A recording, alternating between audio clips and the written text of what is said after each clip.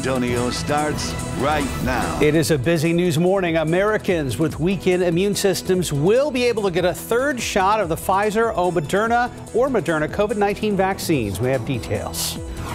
And taking a look outside with live cam this morning, we're at a humid 78 degrees and looking forward to maybe a small chance of rain. And good morning to you. It is Friday. It is August 13th. Happy Friday. Thanks for joining us. Hope you had a great week.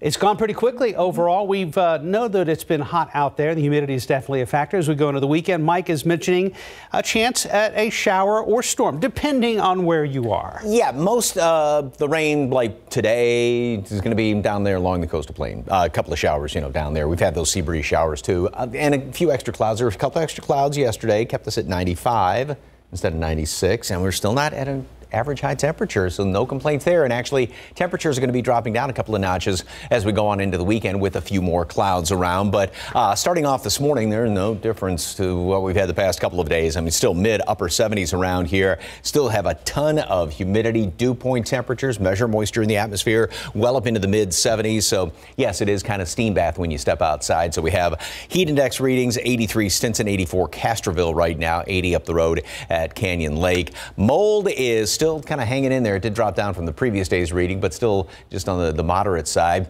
And throughout the rest of the morning, pretty much steady temperatures, and fluctuate a degree or two. And with this situation too, like the past couple of days, patch or two of fog may start to creep up here or there, especially off to the east, warm and humid. And then later on this afternoon, I think a couple of more clouds hanging around here, kind of like yesterday. That'll keep temperatures down a degree or two from the past few days, and a few showers, that mention of it.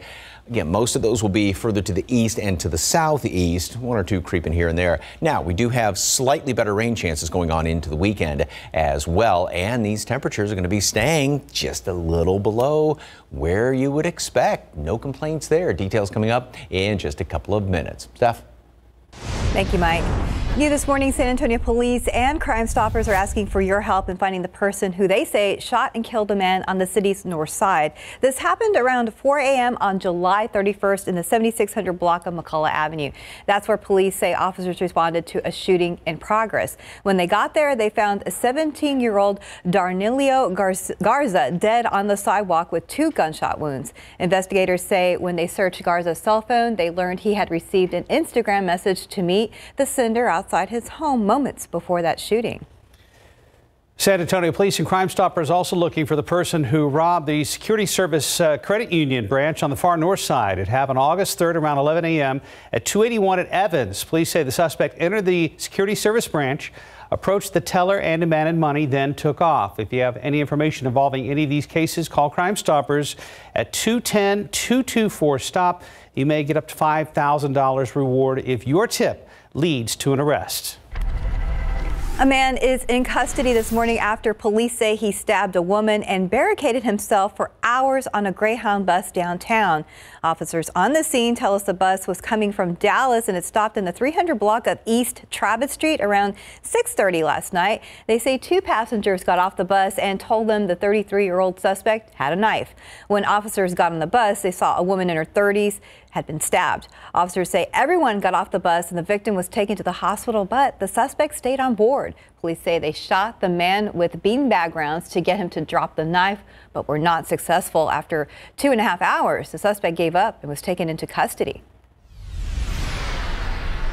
Now to the latest COVID-19 numbers in Bexar County. Metro Health says there were 193 new COVID admissions at local hospitals on just Wednesday alone. 28 of those were pediatric cases. Our 7-day average is 1,322. Overall, there are 1,267 COVID patients hospitalized locally, 327 in ICU, 194 on ventilators. 6 more people have died from the virus. Metro Health also confirming school districts have reported about 50 cases of COVID-19 less than a week into the new school year. The FDA authorizing a booster shot in the fight against the coronavirus for the immunocompromised. The CDC Advisory Committee set to meet this morning. But across the U.S., states falling deeper into crisis. Florida and here in Texas now accounting for nearly 40% of the country's new hospitalizations with kids in the ICU. ABC's Dan Lieberman has the latest. This morning, news that the FDA authorized booster shots for emergency use in high-risk patients as the Delta variant continues to surge. These are for people who almost certainly did not get an adequate response to properly protect them in the first place. This includes transplant patients, people on chemotherapy, and those on medications that suppress their immune system. The CDC is expected to vote to recommend the third dose when it meets today. But for young children, a crisis unfolding across much of the South. In North Texas, officials say they are out of pediatric ICU beds. And in Mississippi, I feel like we're beyond a disaster. So many COVID patients, officials preparing to open a mobile field hospital in the medical center's parking garage. When you're seeing a field hospital at a major academic medical center, we're pretty much on the, at a collapse type system. This is not enough beds to support the state of Mississippi. In Alabama, this mother of a 7th grader hospitalized with COVID. You're on the COVID wing and you look in glass doors and there are kids of all ages, and they all look just like Brady, struggling to breathe, and everyone's in a hazmat suit. To protect children, Dr. Anthony Fauci urging those who are eligible to get the vaccine to do so immediately. Getting anybody around a child who can be vaccinated needs to be vaccinated. In Houston, tensions running high as officials try to do just that. Defying the Texas governor. What we don't need is Governor Abbott sticking his nose in our business and trying to stop school districts from doing what they need to do. This is at least 4 educators in Florida have died from COVID in the last 48 hours as districts fight their governor over masks too. Dan Lieberman, ABC News, New York. In your morning headlines, California authorities detained 20 people after a suspected human smuggling operation in Malibu. This happened after a state park ranger saw a boat attempting to come ashore yesterday. Those in the boat changed course after they saw the officers, but they were caught later. They say some of them were hospitalized for dehydration and hunger. The Department of Homeland Security and Customs and Border Protection are taking over that investigation. Friday morning, about 4:37, 78 degrees. It's been so hot that even bears are taking a swim to cool off. Still ahead, we have that and more in today's Feel Good Stories. Whether you're storing dry foods or frozen meals, a vacuum sealer can help keep foods fresh and save you money. Next on GMSA, a 12 on your side breakdown of which work the best. And taking a look outside with live cam this morning, we're starting at 78 degrees, expecting to be in the 90s again, but we're excited about a very, very small chance of rain. May just bring the temperature down 1 degree. We'll be right back. And welcome back. It's about 4:40. Saving money in the kitchen, whether it's fresh fruits and veggies, meats you buy in bulk, or just leftovers. They'll last longer if you put them in the freezer. And if you use a vacuum sealer, they'll stay fresher longer. 12 on your side's Marilyn Moritz on which ones work the best. Frugal shoppers, bulk buyers, home gardeners, and nutritionists all know the benefits of a well-stocked freezer. Keeping my freezer stocked with whole foods like seafood, fruits, veggies, and grains is key to a healthy diet. Amy Keating's secret weapon? Vacuum sealers help maintain the quality of frozen foods by limiting exposure to air. And maintaining the quality of your food reduces waste. So Consumer Reports tested 7 vacuum sealers ranging from $60 to $180. They work by removing the air from the bag, then fusing the top along the heating strip to create an airtight seal. We knew from previous testing that vacuum sealing does extend the life of food. So we tested how well they seal dry foods and moist foods, how quickly and quietly they operate, and how easy they are to clean. All of the vacuum sealers tested were excellent with dry goods, but only 4 were better with liquids like meat marinades. The Food Saver Multi-Use, the Hamilton Beach NutriFresh, the Black & Decker Premium Vacuum Sealer, and the Innova Culinary Vacuum Sealer. If you don't have space for one, you can make do. Your best bet is to emulate a vacuum sealer. Squeeze as much air as you can out of the plastic storage bag, or better yet, wrap the food in plastic wrap or foil before putting it in the bag. If you get that frosty freezer burn, no worries. It doesn't make the meat unsafe to eat, but it can change the texture and the taste. Marilyn Moritz, KSAT 12 News. And time now is 4:42 and it's about 78 degrees. Still ahead on GMSA, a biopic starring Jennifer Hudson and a horror sequel in theaters.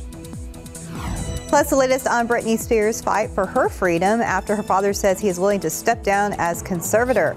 Details on what's next for the pop superstar. And welcome back. It's about 4:45. Britney Spears' father, Jamie Spears, has agreed to step down as her conservator. ABC's Kaylee Hartung has the details in today's GMA First Look. In this morning's GMA First Look, a stunning reversal in Britney Spears' conservatorship case. A court filing from his attorney saying Mr. Spears intends to work with the court and his daughter's new attorney to prepare for an orderly transition to a new conservator. Britney finally getting what she's begged the court for after telling a judge she'd been traumatized and demoralized by the conservatorship and wants to sue her father for abuse.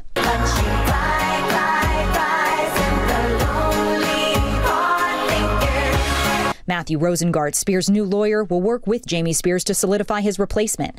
Rosengart telling ABC News, it is vindication for Britney. The conservatorship has got to go. So do all of these developments mean the Free Britney movement finally succeeded? Coming up at 7 a.m., legal analyst Dan Abrams weighs in live. With your GMA First Look, I'm Kaylee Hartung, ABC News, Los Angeles. We're all about sharing good news when we have it here on GMSA. So here are a few stories to brighten your morning. First out, it's been so hot that bears are needing to take a swim. Terry Phelan captured a black bear cooling off in a backyard pond in Waterbury, Connecticut this week. She says the bear didn't seem bothered as her family watched it chill and climb over the rocks. They were only about 30 feet away, which is pretty close. Probably too close. Yeah, I think so. Next, the most decorated female swimmer of all time had one more lap to take this year. Katie Ledecky took her 2 Tokyo Olympic gold medals and 2 silver medals for a loop around the Empire State Building. They'll be added to her 15 world titles and 5 other Olympic gold medals. She says she's still trying to let it all sink in, and she already has her sights set on the 2024 Summer Olympics in Paris and isn't ruling out the Los Angeles Games in 2028. There's new digital fad, crypto fashion. You ready for this? In June, virtual world Decentraland said it would allow users to create digital clothing for their avatar. Since then, 23-year-old New Hampshire resident Hiroto Kai says he's made $15,000 to $20,000 designing Japanese-inspired virtual kimonos to sell on the site. Users are buying his digital articles of clothing that can be worn for $140 each. Can't be worn. So it's virtual. Yeah. Technically, your avatar can wear it, so technically you can wear it, but you can't wear it. You got it? You can't wear it to work. Mike's head's about to explode.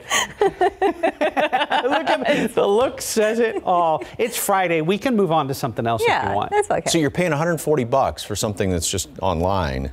That's your outfit, but you can't wear it. This is the new digital reality. Gotta look sharp. Peaceful sunset. That just kind of makes your head ease after that story. Anyway, yeah, beautiful picture there. Thank you for the KSAT Connect shot. Okay, this morning, starting off like every other morning this week, it is warm, it's humid. We've got our morning clouds hanging around here. And down along the coast, there are a few showers. And notice this pretty good flow coming in here off the Gulf of Mexico. So some of these are going to continue to push on in, and they'll try and work their way further northwest throughout the rest of the day. Maybe a 20% chance for a shower or two. But again, the majority of them are going to be here along the coastal plain later on today, which is pretty much what computer models are indicating as well. Don't get really excited about rain chances. We will have a few more clouds. So like yesterday, I mean, it kept temperatures down 1 degree. Maybe shave off 1 more degree later on today. We'll take anything we can get. And then tonight, mostly clear skies. Then we go into tomorrow and we'll start off the same. But then throughout the afternoon, I think even a few more clouds and then a couple of more showers and even a thunderstorm or two. The majority of those are going to be further up to the north. And that will be through even tomorrow evening. Then Sunday, we do have a better chance, and this would be if you got to pick a day to have the best chance for some rain. It looks like it's going to be Sunday and then maybe lingering on into Monday. Scattered showers, a couple of thunderstorms around the area. Of course, not everybody's going to be seeing it, but I think a decent amount of us will see a shot at some rain on Sunday, and that's going to be going into Monday as well. All right, quick check of the tropics, and Fred is still a depression there. It's a big rain producer, and you know the thing is, what's in a name basically when it comes to tropical systems like this. If it gets 39 miles per hour, it's then a tropical storm, but it's only 4 mile per hour difference, but it's still a huge rain producer, obviously working its way on through Cuba. And then this is going to continue up into the Straits of Florida, and probably once it gets into this warmer water right here, the Straits of Florida and the eastern Gulf of Mexico, it should regain tropical storm strength and then work its way right up pretty much along the west coast of Florida, and then continue its journey up into the deep south and toward the mid-Mississippi, or excuse me, the Tennessee Valley, and then work its way out to the northeast and sort of kind of fizzle apart. But again, it's not going to have any direct impact on our weather at all this weekend, but we will have those couple of showers around here scattered about this weekend, with the better chance being Sunday. 90 today at noon, partly cloudy skies, and then a high temperature, make it up to, going to go for 94. Again, we, shaved off a degree yesterday, take another one off today, and then 1 or 2 showers primarily to the east and to the southeast.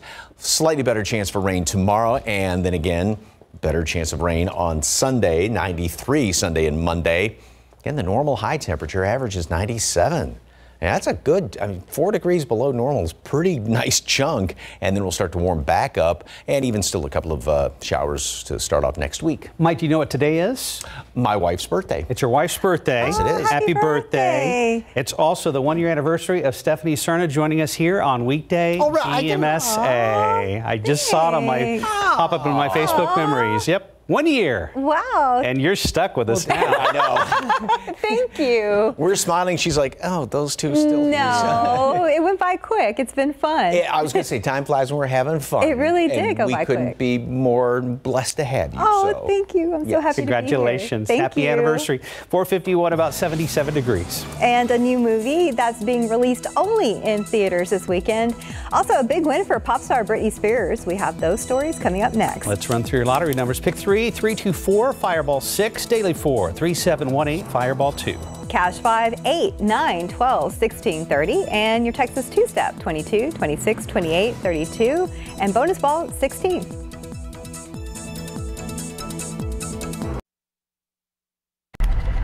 Hi, welcome back. It's about 4:54. Ryan Reynolds returns to the big screen this weekend in the new action comedy Free Guy. For the latest on what's happening in Hollywood, here's ABC's Jason Nathanson.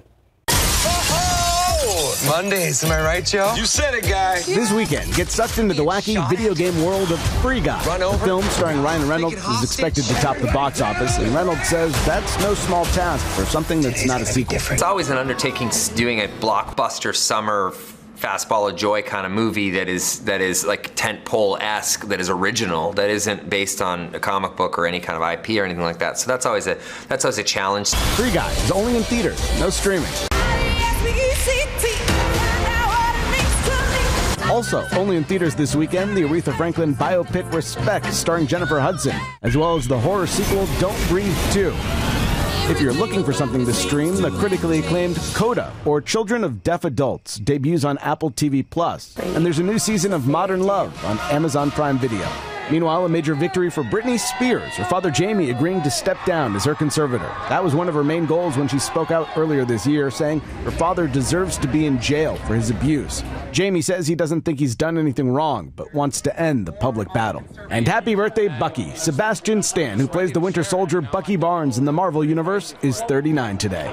And that's what's happening in Hollywood. I'm Jason Nathanson, ABC News, Los Angeles. It's now about 4 minutes till 77 degrees. And still ahead this morning, we continue our Tejano Moments series with a familiar name in Texas history, Colonel Francisco Ruiz. Check Transcad right now, and our friends over there have been watching the roads all night long. Stephen Cavazos is in-house with an update on your Friday morning commute as we get things rolling to get your weekend going as well. We'll be right back.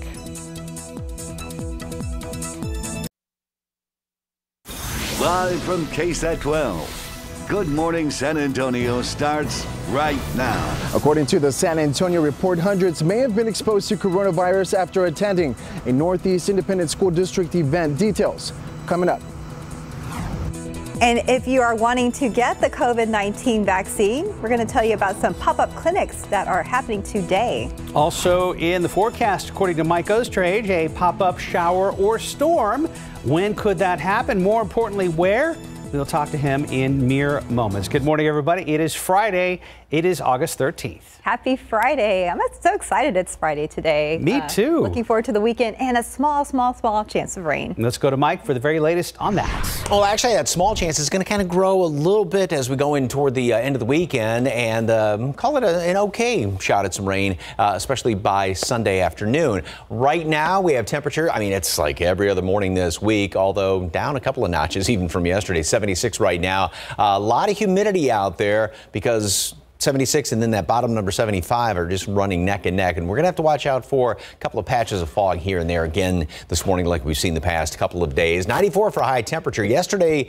You know, the past what was it, Tuesday, Wednesday, 96 yesterday. A couple of extra clouds, stayed at 95, so we're just shaving a degree here and there. But hey, this time of year we'll take a degree down. I mean, it's better in the other direction. And the aquifer, yesterday's reading did drop down half a foot. Allergens, mold is still hanging in there on the moderate side. So we've got kind of a decent flow coming in here. Here's the water vapor imagery, and it's a good way to show what's going on in the atmosphere. And you can see that movement coming in from the Gulf of Mexico. So some of these showers, will be a couple of them around this morning down here. And most of anything that pops up today, the majority will be confined down here to the southeast. One or two may try and scooch in a little bit further to the northwest. Then up that chance of rain a little bit tomorrow. Same thing on Sunday. Like I said, Sunday's the better chance for a couple of showers. So mostly cloudy, humid this morning. One or two afternoon showers, primarily south and east. Tomorrow, a few more showers and even a couple of thunderstorms around here. And then on Sunday, that's going to be, again, the better chance. Not 100% by any means, 40%, we'll call it that, for some scattered showers and storms with those extra clouds. Temperatures will stay in the low 90s by Sunday. Even a shower or two to start off next week. So it's an encouraging forecast. Details coming up in just a couple of minutes. Traffic Authority Stephen Cavazos is in the house on this Friday the 13th. Is it lucky on the roads? Yeah, I think so. That's safe to say, Mike. Things are looking good right now. Good morning, everyone. Loop 410 at WW White. Just a few folks out here right now on the roadways. As you can see from this shot at TransGuide, things are looking pretty good. As Mike said, feeling pretty lucky today. And I'm going to keep those fingers crossed right now because right now the commute is relatively smooth. But we do have some construction to be on the lookout for. Wrapping up here at Loop 410 northbound at Marbach Road. There's doing some bridge work there. It's an overnight deal.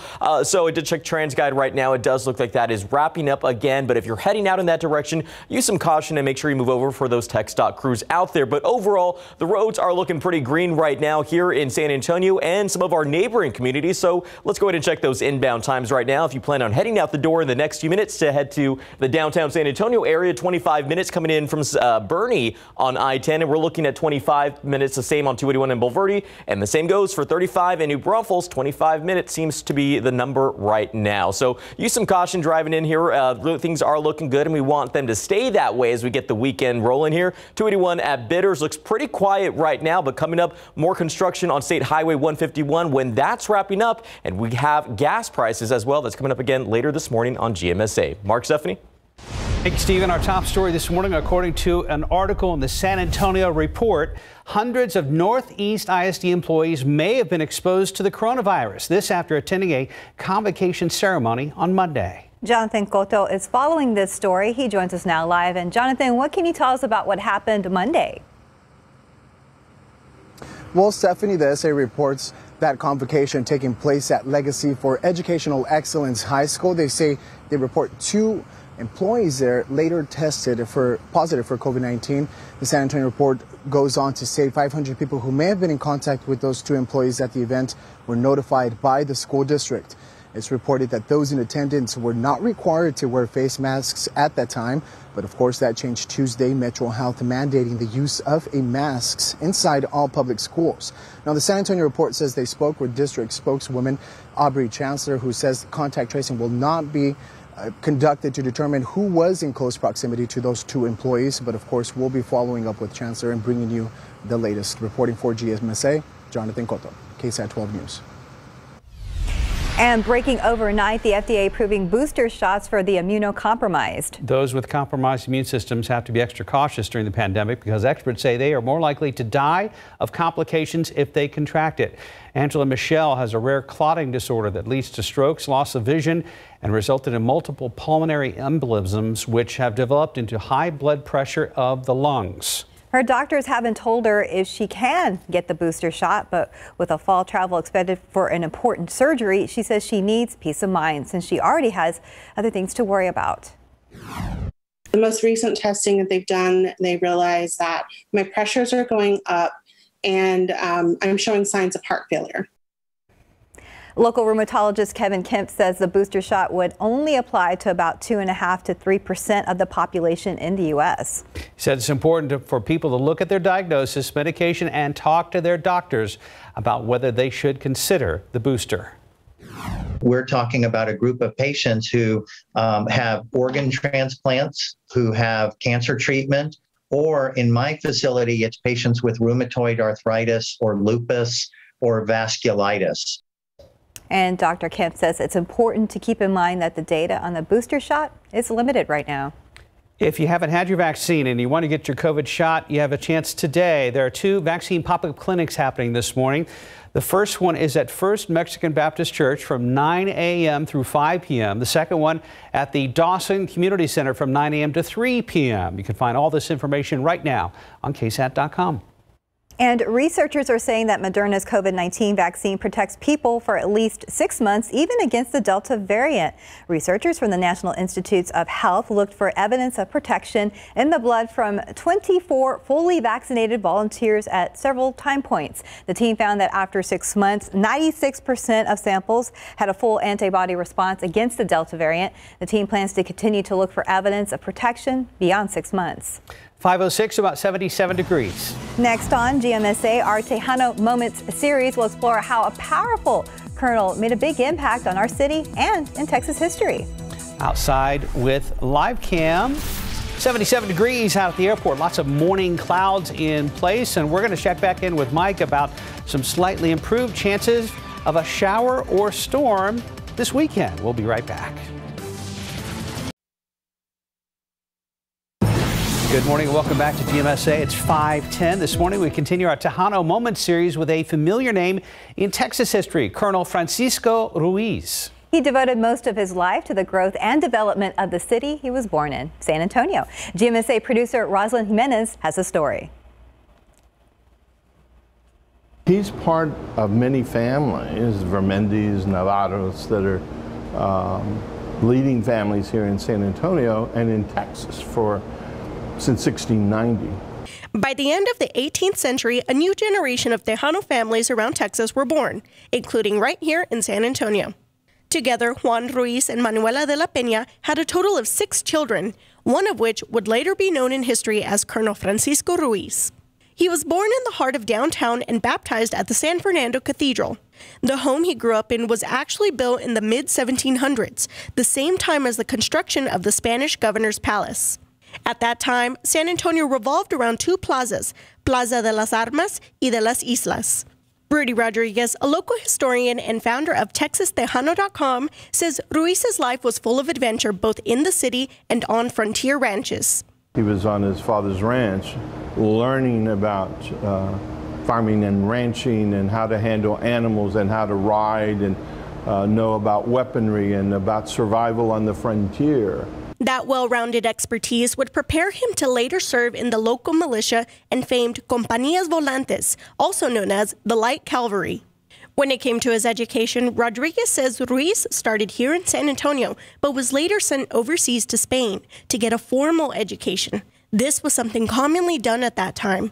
It's believed that while in Europe, he was exposed to the Age of Enlightenment sweeping through the area at that time, as well as an embracement of democracy. He, in fact, ironically ends up being a school teacher to begin with when he returns from Spain. Over the span of several years, beginning in 1803, Ruiz would be appointed the first head schoolmaster of the city, be elected regidor, a city councilman, appointed assistant city attorney, and eventually city attorney. Francisco Ruiz was an educated man for his period of time. Rosalind Jimenez, KSAT 12 News. And Tejano Moments continues tomorrow on GMSA. We'll learn about Ruiz's military career and the major consequences he and many others faced for their involvement in the Battle of Medina. And time now is 5:12 and about 77 degrees out there. Actress Selma Blair getting personal in her new documentary introducing Selma Blair. That's coming up. And Zoom announces a new feature to keep online students from getting distracted. We're going to have the details next in Tech Bites. At home with Robert, retired burglar and family man. Setting up Simply Safe is so easy. You could do it blindfolded. But I wouldn't recommend it. Anyone can do it in less than 30 minutes. Welcome to Simply Safe. No tools or wiring needed, and voice prompts guide you. Motion sensor detected. Well, that was easy.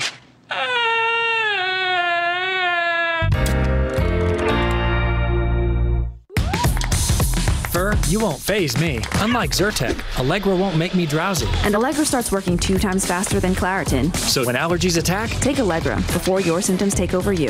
And for congestion relief, find Allegra D at your pharmacy. Okay, everyone. Our mission is to provide complete balanced nutrition for strength and energy. Ensure with 27 vitamins and minerals. Now introducing Ensure Complete with 30 grams of protein. 5:16, Amazon has opened a long-awaited air cargo facility in the state of Kentucky. ABC's Mona Kosar Abdi has details in today's Tech Bites. In today's Tech Bites, speeding up Amazon Deliveries. The company's $1.5 billion air hub is up and running in northern Kentucky, not far from Cincinnati. Amazon says the massive 800,000 square foot facility will allow customers to get their packages more quickly. With more virtual learning possible due to the surge in COVID cases, Zoom has come up with a new plan to help students pay attention. Its focus mode allows teachers to see all their students, but the students can't see their classmates. Zoom says it should help prevent kids from getting distracted. And finally, a prominent place for the Lamborghini featured in Cannonball Run. It's been added to the National Historic Vehicle Register at the Library of Congress. The 1979 Lamborghini Countach will be on display next month at the National Mall, along with other cars on the register like the DeLorean from Back to the Future. Those are your Tech Bites. Have a great day. It's now 5:17. Let's go ahead and check in with Stephen Cavazos. At last check of the cameras, it looked like things were okay out there. Yeah, you know, Mike said, asked if things are looking pretty lucky right now for drivers, and we're keeping our fingers crossed. So far, that is still the case. You can see here from a few of the shots at TransGuide, I-10, Advanced Jackson, just a few folks out on the roadways right now. But, you know, obviously things that they want to be on the lookout for as we're getting the weekend started here. 35 at Bamsey looks pretty good right now, and US 90 at Lackland, a little dark out there, but just so you some caution, guys, when you're heading out there this morning. But some construction that we did mention, and we've been talking about it all week, that should be wrapping up by tomorrow is right here, actually. Right here at statewide Highway 151. Some bridge work that we talked about a little bit earlier on. It's the full closure of the westbound at frontage roads right at Loop 410. This is at State Highway 151. They're doing that bridge work there. It's been going on since Sunday, August 7th, but should be wrapping up this Saturday, August 14th. Again, this is an overnight deal, so tonight should be the last night we should see those crews out there working for those improvements. It's from 8 in the evening to 5 in the morning. So some good news there if you're going to be traveling through that route. We've shown a few shots at TransGuide that does show drivers do head in that direction often. Gas prices right now, AAA is reporting the average gas price here in Bexar County is $2.75, and around the state we're looking at $2.85, and the country is $3.18. Now AAA also reports that right now the national average about $3.18, $3.19 is the highest it's been all year, and although it's still a high price, Texas is actually one of the lower markets where we're seeing the gas prices with $2.85. So they also say that when August rolls around, AAA does report that the pump usually gets a little bit busier with back to school season, and we have some fuel saving tips for you if you're going to be planning to head to the gas station soon or taking your kiddo to school, because we know a lot of kids are coming back this school year. So just something to be on the lookout for. Thank you, Stephen.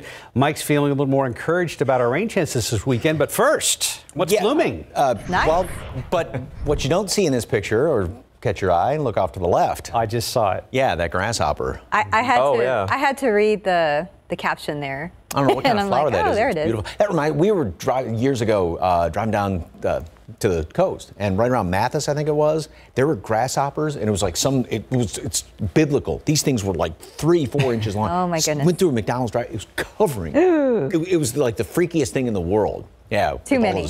No, that was not fun. So anyway, just reminiscing there. So we got lots of clouds hanging around. Mark's just laughing at me right now. And we also have some fog to deal with. A lot of humidity out there. And New Braunfels, now it was just down to less than a mile. It has come up somewhat, but it's going to continue to fluctuate over the next couple of hours. And also, now that we have that fog early in New Braunfels, watch it around Randolph, Stinson, Pleasanton, some of the usual spots. Castroville seeing a hint of it as of right now. And not much down there around Beeville and Victoria, but you know, Beeville can change at the drop of a hat as far as visibility. LaGrange has some fog as well. Again, be on the lookout for that. And we've got a couple of showers out there in the Gulf of Mexico. Good breeze coming in here, sea breeze, good flow coming in off the Gulf. Some of these showers are going to continue to kind of work their way. Rain chances today primarily down here to the south and to the southeast. One or two are going to try and work their way a little further inland, and they have a bit of a tough time doing that. But as we go into the next couple of days, yes, rain chances will creep up somewhat. Today, there's those few showers. And again, that's a broad brush computer model. So there's that chance down there to the southeast. We'll keep a few more clouds around tomorrow. You know, today, shave another degree off temperatures. Yesterday was, I say, only 95.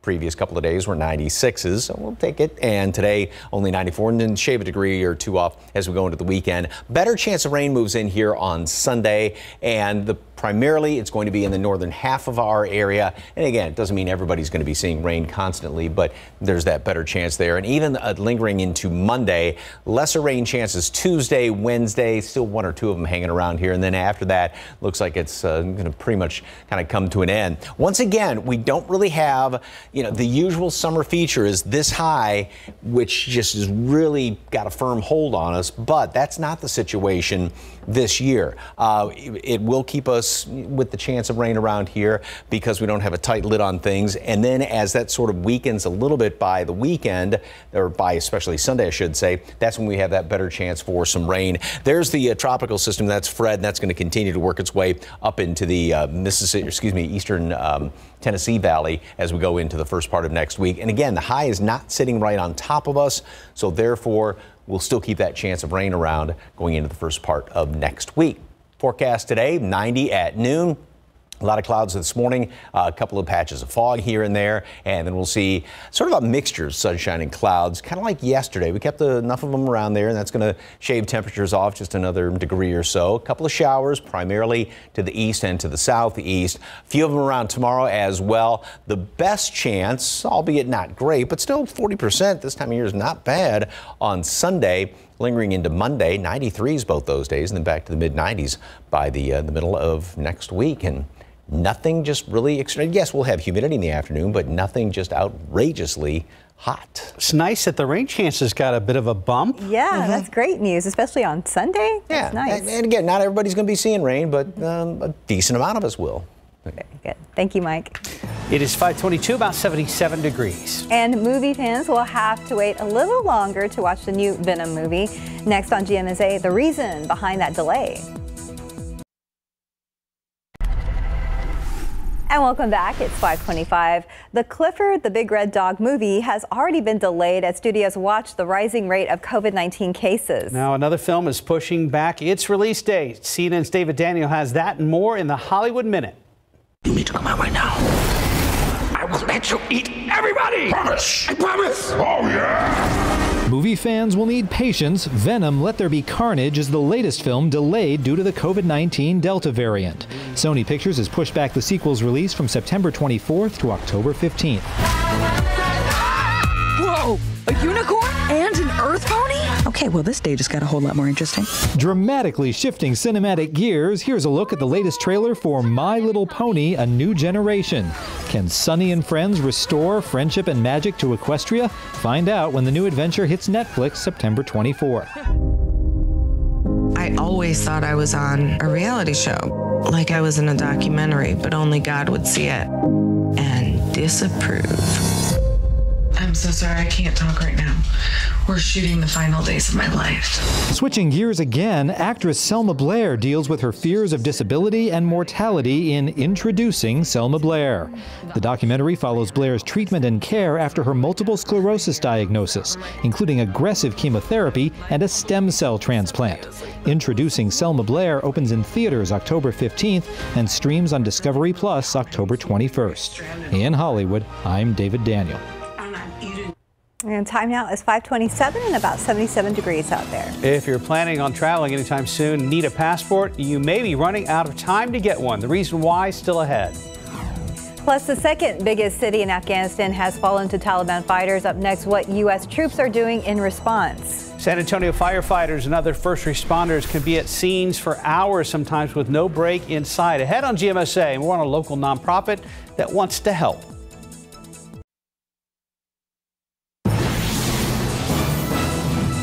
A man is recovering after leading Bexar County deputies on a chase overnight. More about what deputies say happened and the latest on the suspect's condition.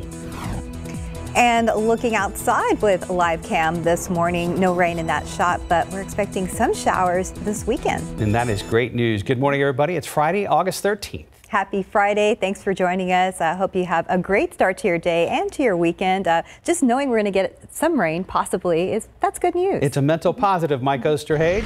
Yeah, it is. You know, seeing at least the rain chance as well as these temperatures that, you know, it's been pretty hot the past couple of days, nothing too extreme, but then, you know, shave a degree off here and there. Yesterday, down a degree, and that'll be the case into the weekend as well. So that's some nice news. Right now, we are at 76 degrees and the dew point's at 74. So these two numbers obviously are running neck and neck, which means we've got humidity readings well up into the upper 90s. And with all that humidity out there and not much of a breeze, we are seeing some fog. There's a hint of it in Castroville. New Braunfels, just in the past 45 minutes, that was down to less than a mile. It has come up slightly, but you know how quickly things can change when we're dealing with some of this fog this morning. And then out toward LaGrange, hint of fog down along the coastal plain as well. Again, these numbers can drop down just very quickly. You can turn the corner and run into some of this fog. So that's what we watch out for the next couple of hours. Mold is still on the moderate side. And throughout the rest of today, we're going to make it up to 90 at noon. We'll have some of these leftover morning clouds. We'll keep a few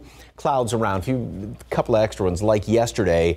That kept temperatures down 1 degree. And there's also going to be a few showers. Most of these will be well down to the southeast, just kind of a mention of it. But the rain chances will start to creep up as we go into the weekend, and temperatures will creep down as we go into the weekend. So yeah, it's an encouraging forecast. Details on that are coming up in just a few minutes. Traffic Authority getting ready to hit the roads to finish up the work week and school week for a lot of folks. What's going on, Stephen? Hey, good morning, Mike. Things are looking good here. 37 at Hackberry, 281 at Bitters. Just a few more people out on the roadways now that the morning's getting a little bit started here. I-10 at Frio does show right now things are looking pretty smooth so far as we're getting the weekend, or inching closer to the weekend, I should say. But we do have a stalled vehicle, although it says construction here. It's Loop 410 westbound at Broadway Street. We want to make sure you check those vehicles before hitting the roadways right now. Thankfully, the issues have been very limited. We've spotted a few stalls out there. A lot of them have quickly resolved, but nonetheless, make sure you check those cars before getting out on the roadways. The inbound times are looking really good right now as well. If you're traveling to the downtown San Antonio area, 30 minutes coming in from Seguin, still pretty green on I-10. We do have 24 minutes right now coming in from Lavernia, so it's a little yellow right there. So we're seeing some slowdown, but thankfully nothing too severe yet. And right now, if you are coming in from Flotusville, we are looking at 28 minutes at this hour. But one last look here at TransGuide 37 at Houston Street. Again, check those vehicles before getting out on the roadways right now. And we have some fuel saving tips coming up in the next few minutes on GMSA. Mark, Stephanie. Thank you, Stephen. New this morning, a man is recovering after leading Bexar County deputies on a high-speed chase overnight. It all started just after midnight on the west side. Deputies say the 21-year-old driver was speeding and dodging vehicles on 19th Street near Buena Vista. The driver eventually lost control and crashed into a parked car on West Commerce. Nobody was in that car. BCSO detained the driver before he was taken to a hospital, possibly with a broken ankle. No one else was hurt. Mayor Ron Nirenberg is expressing his frustration after a lack of first responders forced the city to be without emergency transport services for 26 minutes. City officials say that's because hospitals are dealing with COVID-19 patients and other emergencies at the same time. The city hopes to add more manpower by speeding up the graduation of a fire cadet class and requesting 550 medical professionals to help in hospitals. The state is sending 300 for San Antonio and other surrounding areas for now. Today, the CDC is set to talk COVID-19 vaccines. This comes off the FDA's decision last night, authorizing an additional dose for some of the immunocompromised. And medical experts say it's likely boosters for the rest of vaccinated Americans are not far behind. CNN's Britt Conway breaks down the who, what, when, and how of boosters. 1, 2, 3.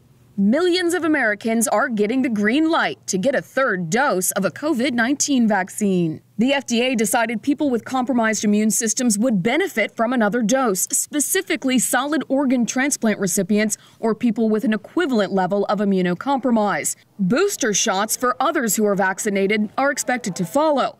But who will make that call?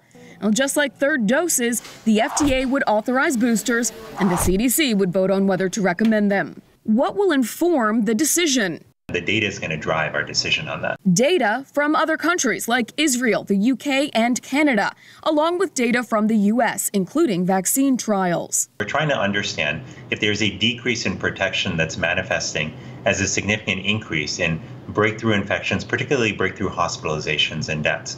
When could it happen? We're preparing as if it will be imminent. And looking at what's happening in Israel, where older residents are getting boosters, may be a good indication. As a rule of thumb, we can assume what's happening there today, we're probably a month or two from things that'll be under strong consideration here. How could the rollout work? It'll be in an orderly fashion in a timely way. And I think it's going to be through the same outlets that we did before. The vaccines that are sitting in Walgreens today and in CVS today are the same exact ones that are be ready to go into our arms. I'm Britt Conway reporting. Here at home, HEB is encouraging customers to make an appointment if you want to get a free COVID shot. Walk-ins will only be available from noon to 5 starting next week.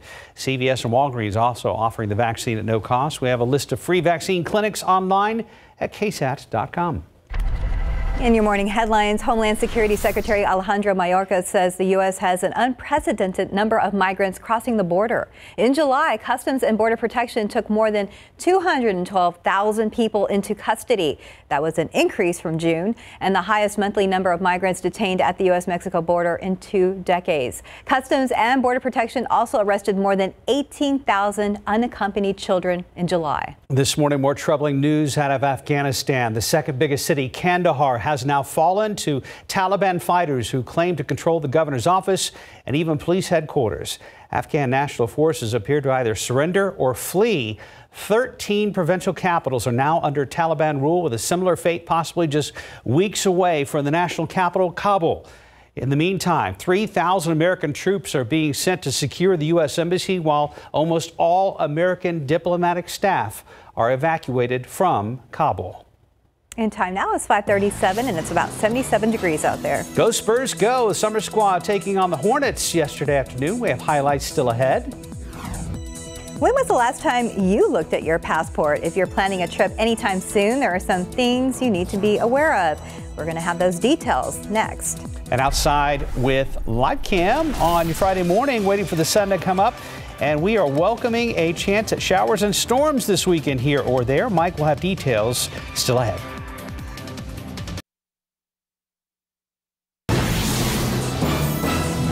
.40, despite the surge in COVID cases triggering new signs of a summer travel slowdown, many Americans are still planning international vacations. But when was the last time you looked at your passport? With longer than normal wait times, you may need to get your passport renewed now before you run out of time. ABC's Rena Roy has more.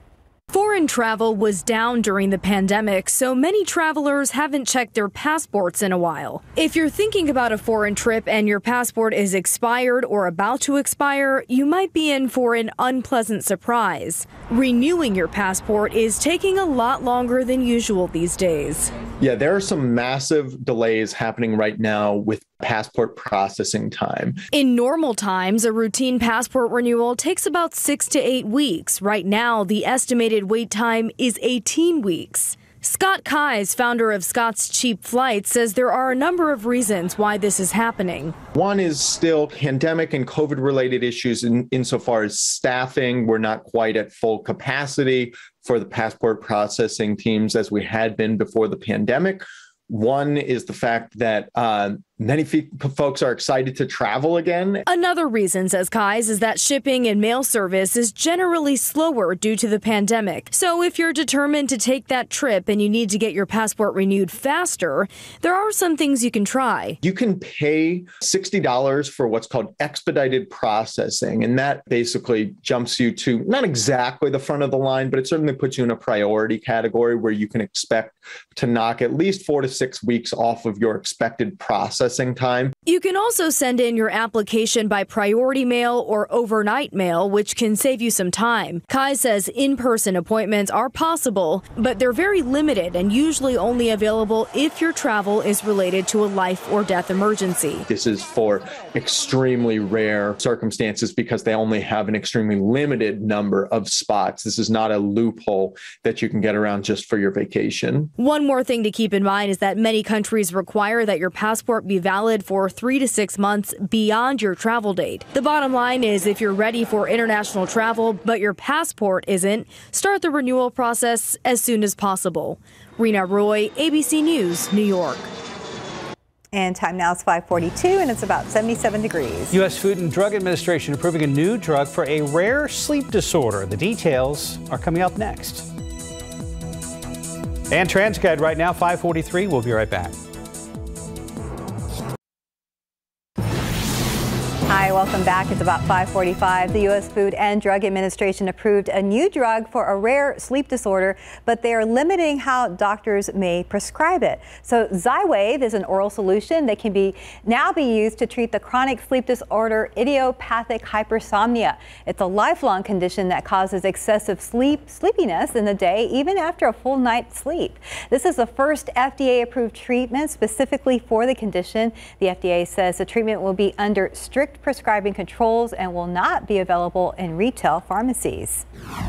Adidas says it reached a deal to sell off Reebok. They are selling Reebok for $2.5 billion, a significant loss to Authentic Brands Group. Authentic Brands, which owns Forever 21 and Brooks Brothers, is hoping for a major turnaround. Instead of competing more directly with Nike, the new owners want Reebok to offer something very different to consumers. The deal will not close until the first quarter of 2022. Food prices, along with just about everything else, have gone up recently, and now McDonald's is following suit with its new $13 meal, and it's named after the rapper Saweetie. The Saweetie meal became available in participating stores on Monday, and for $12.69, you get a Big Mac, 4-piece chicken nuggets, medium fries, medium Sprite, and Saweetie and sour tangy barbecue sauces.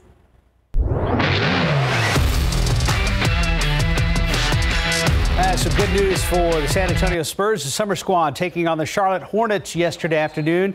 Spurs guards Josh Primo and Devin Vassell did not play in this one, but Trey Jones was a one-man wrecking crew. He splits the defenders and finishes with a reverse layup. Spurs down 1. Jones takes it to the rim for the bucket and the lead with 1.6 to go.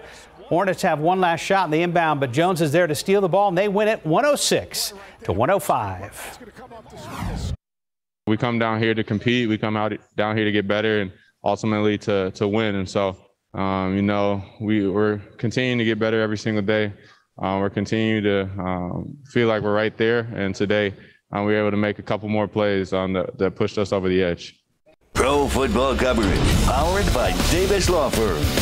And now that Dak Prescott has returned to throwing again, he has revealed he'll get another MRI on his throwing shoulder when they return to Dallas following tonight's second preseason game against the Arizona Cardinals. Dak will not play and is shooting for a return in the third game against Houston, but his focus more towards being ready for the season opener on September the 9th against the defending Super Bowl champion Tampa Bay Buccaneers. And last night, if you may be able to have caught it, I caught it last night on Fox with the Field of Dreams game between the White Sox and Yankees. It was awesome and ended in dramatic fashion. The White Sox winning in a walk-off homer, 9-8. Oh, wow. I forgot that was happening. It was so cool to see homers going out into the corn. I bet. And just beyond the outfield. And Kevin Costner was there. It was very cool to watch. That is very cool. In time now, it's 5:48. Time to check in with Stephen Cavazos to see how the roads are looking right now. I'm going to go with that. Looking pretty cool right now on Loop 410 at Jackson Road. Just a few vehicles out on the highways right now. 35 at Randolph. Getting a little bit busier from this shot at TransGuide, but thankfully the issues have been very small this morning. As we mentioned, there was a few stalls, some construction that was wrapping up in the early morning hours, and right now the roads are looking pretty good and smooth. And right now, if you're heading out the door in the next few minutes, just some things to be on the lookout for. There is some road debris here off 281 southbound at Jones-Maltzberger Road.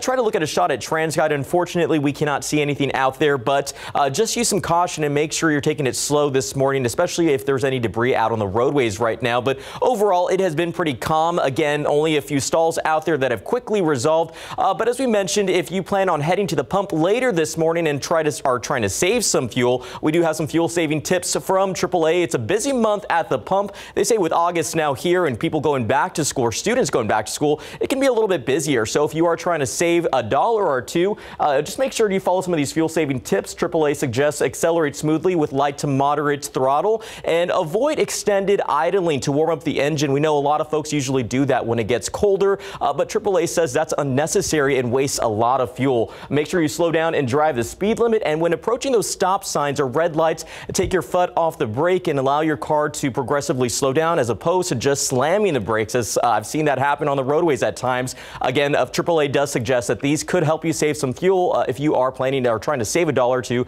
as opposed to going to the pump. But one last look here at 37 in Houston. Getting a little bit busier right now, but we're watching things closely. I think right now we're feeling pretty lucky, though, so far. Good news there. And a nice shot of the moon behind you. That's a great shot. Adding, though, real quickly to what you were talking about with the Field of Dreams, when the players walked in out of the outfield like that. That was pretty cool, seeing all those guys walking out of that cornfield and Kevin Costner standing there almost in character.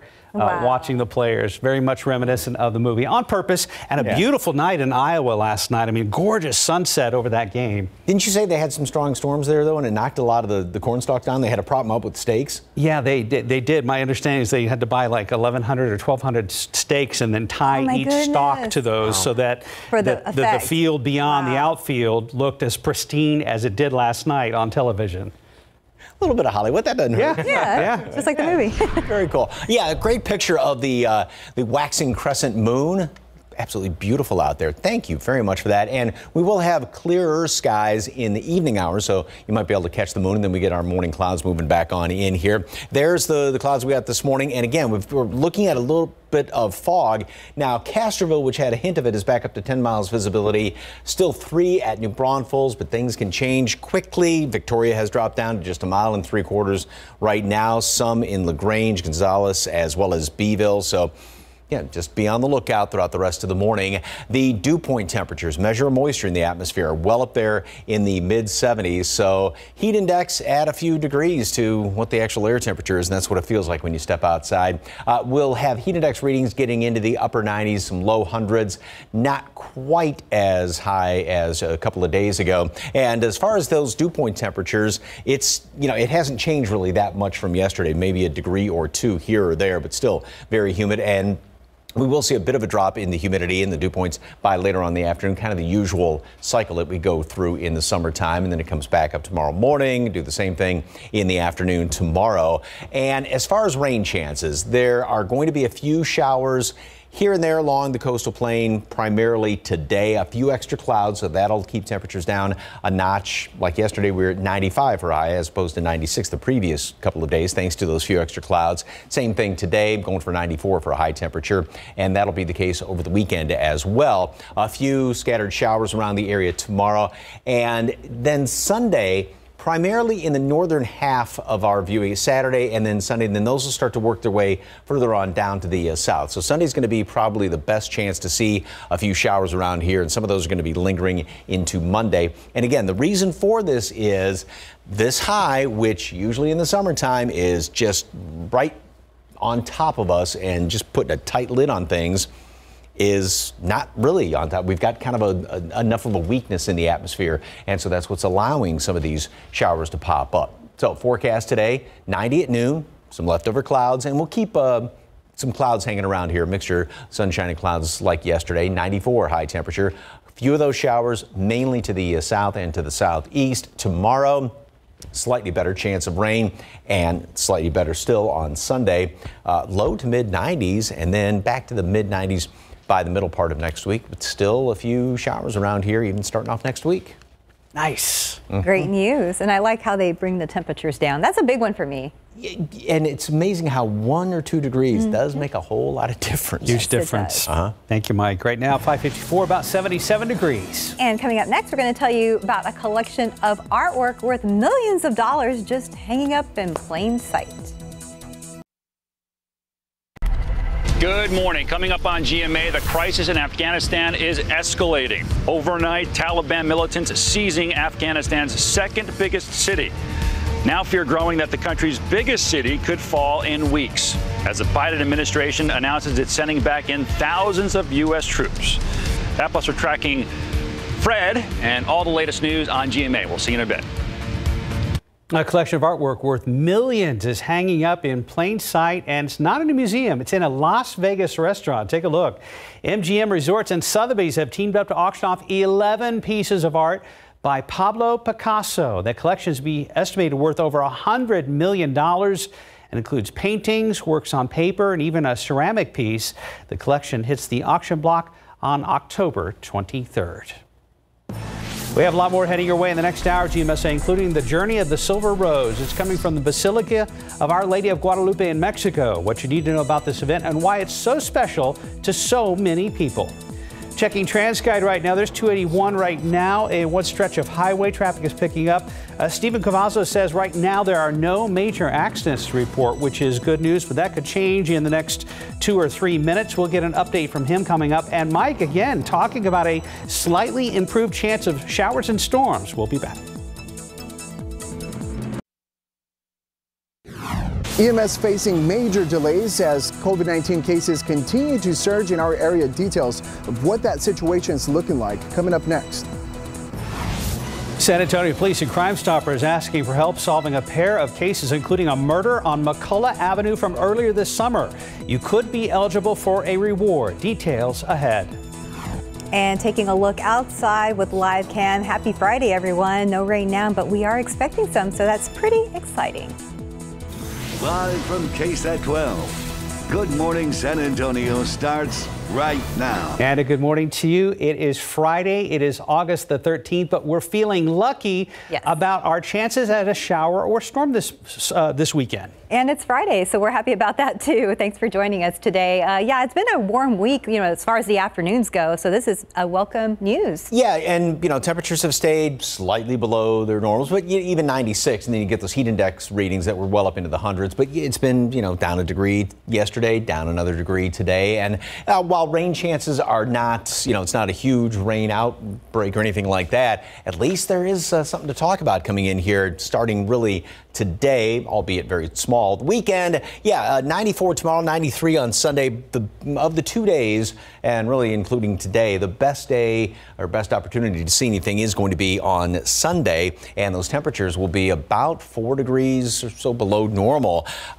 Fog now, New Braunfels was at 3 miles just 10 minutes ago. Now it's up to 8, but it has dropped down. Visibility has at Randolph, and some is showing up around Castroville, LaGrange, Victoria. Beeville has improved somewhat. So these numbers can obviously change, so just be on the lookout because, again, you might turn the corner and run into some of that fog. Mold's on the moderate side, and throughout the rest of today, temperatures will be pretty steady. We've got some clouds hanging around here. Fog, and then we'll see more sunshine and get up to right around 90 today at noon, and then top off 94, so shave 1 more degree off temperatures compared to yesterday. And a shower or two is going to be possible, primarily to the east and southeast, and we'll keep a sort of a mixture of sunshine and clouds around like we had yesterday. It's not going to be a rain out this weekend, but at least we do have those rain chances to talk about. Does it extend into next week? Details in just a couple of minutes. Traffic Authority and Stephen, it has not been, well, we're not talking coronavirus yet, talking the highways and byways. Yeah, we'll get to that in just a moment, Mike. But right now, things here at home are looking on the roadways, I should say. I-10 at Frio getting a little bit busier right now, but Mark had mentioned things are looking pretty quiet, and that still remains the case at this hour. US 90 at 410, really quiet out there. Even here off 35 southbound, you can see we have just a few people out on the roadways, but we know it's Friday and more people are going to be getting out here in the next few moments, probably grabbing that cup of coffee before they get their weekend going here. But still to be on lookout for road debris. Still reported here off 281 southbound at Jones-Maltzberger Road. Not seeing any issues yet when it comes to traffic slowdowns or any delays, but we are watching this closely. And as a reminder, always use caution when there's road debris detected out there, because that could pose a threat to you and other drivers out on the roadway. So again, just be cautious and aware of that out there right now. But overall, it's a pretty green morning here in the Alamo City and our neighboring communities. If you're planning to drive to the downtown San Antonio area, it's looking pretty green as well. And Pleasant coming in from Pleasanton on 37 with 28 minutes right now. 16 minutes, a little time from Lytle on 35, and coming in from Castroville on Highway 90, just 19 minutes at this hour. But one last look at TransGuide, getting a little bit busier there off 35 at Bamsey, but we're watching things closely, but so far so good. Mark, Stephanie? Thank you, Stephen. Now to one of our top stories this morning, something that's been trending on our website all night long. We're talking about a surge in positive COVID cases that caused some delays in EMS response times here in San Antonio. San Antonio Fire Department officials say 911 calls were being answered yesterday, but at one point, those who needed to be taken to the hospital were forced to wait. Jonathan Cotto, staying on top of this story, joins us live. Jonathan, what can you tell us about this situation?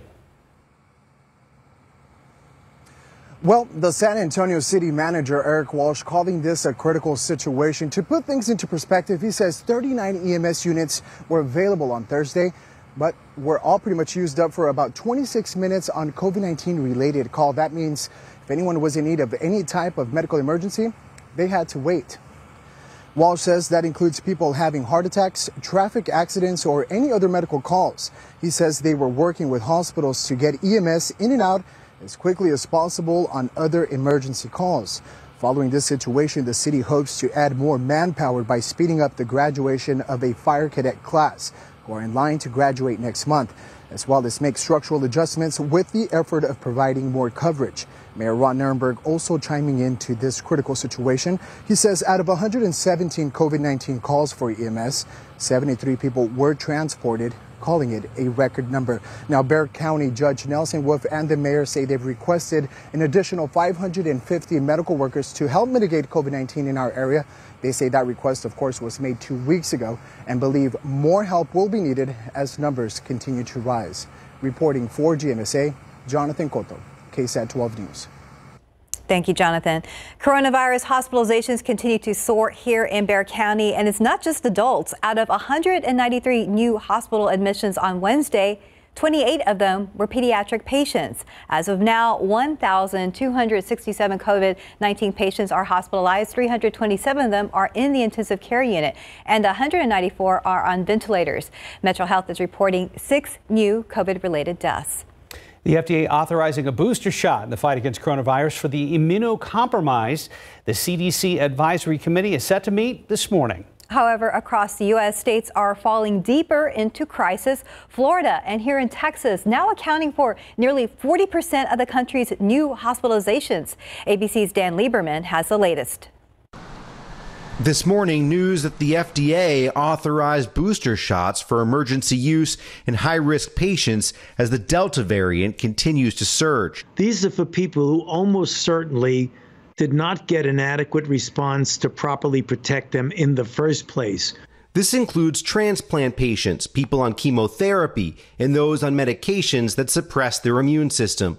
The CDC is expected to vote to recommend the third dose when it meets today. But for young children, a crisis unfolding across much of the South. In North Texas, officials say they are out of pediatric ICU beds. And in Mississippi, I feel like we're beyond a disaster. So many COVID patients, officials preparing to open a mobile field hospital in the medical center's parking garage. When you're seeing a field hospital at a major academic medical center, we're pretty much on the, at a collapse type system.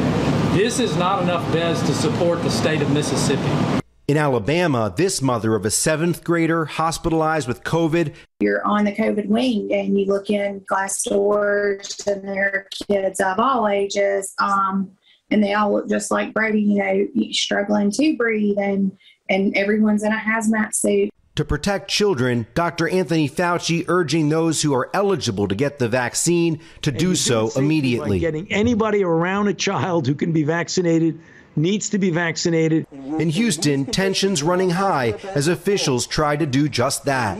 Defying the Texas governor. What we don't need is Governor Abbott sticking his nose in our business and trying to stop school districts from doing what they need to do.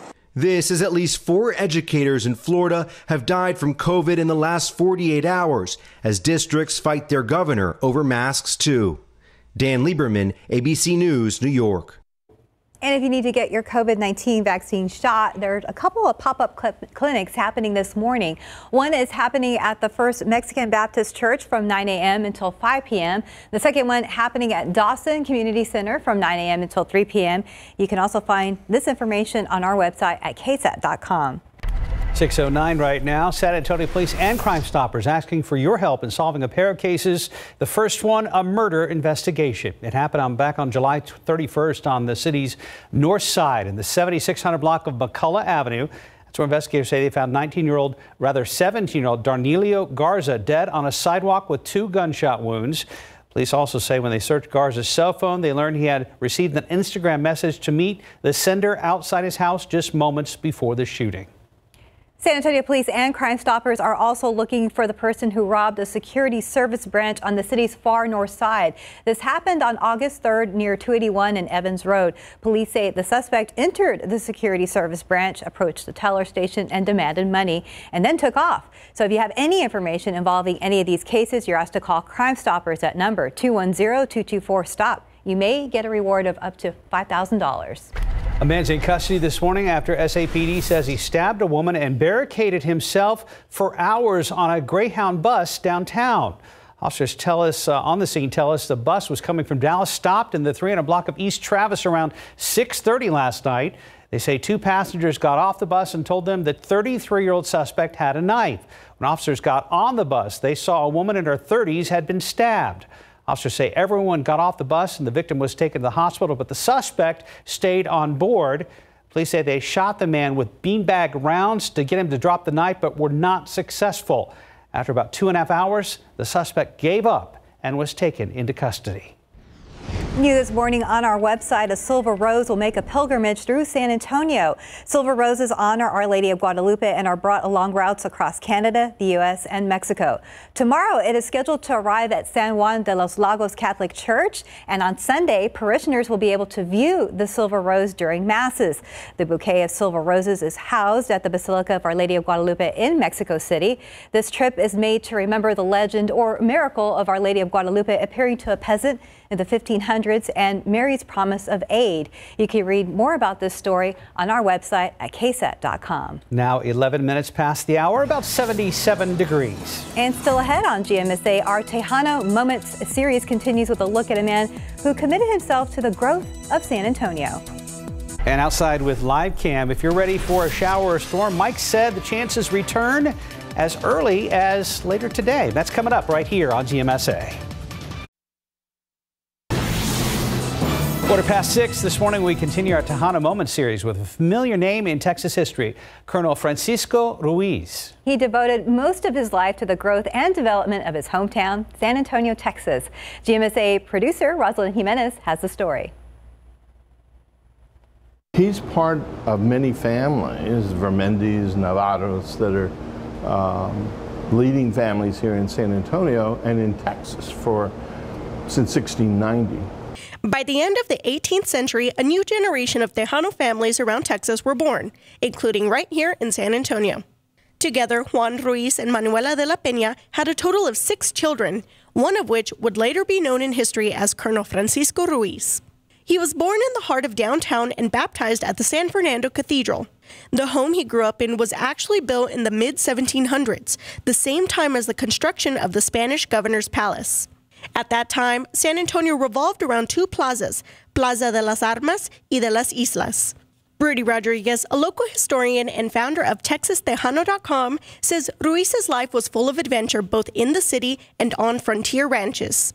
He was on his father's ranch learning about farming and ranching and how to handle animals and how to ride and know about weaponry and about survival on the frontier. That well-rounded expertise would prepare him to later serve in the local militia and famed Compañías Volantes, also known as the Light Cavalry. When it came to his education, Rodriguez says Ruiz started here in San Antonio, but was later sent overseas to Spain to get a formal education. This was something commonly done at that time.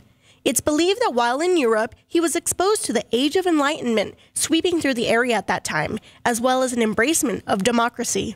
He, in fact, ironically ends up being a school teacher to begin with when he returns from Spain. Over the span of several years, beginning in 1803, Ruiz would be appointed the first head schoolmaster of the city, be elected regidor, a city councilman, appointed assistant city attorney, and eventually city attorney. Francisco Ruiz was an educated man for his period of time. Roslyn Jimenez, KSAT 12 News.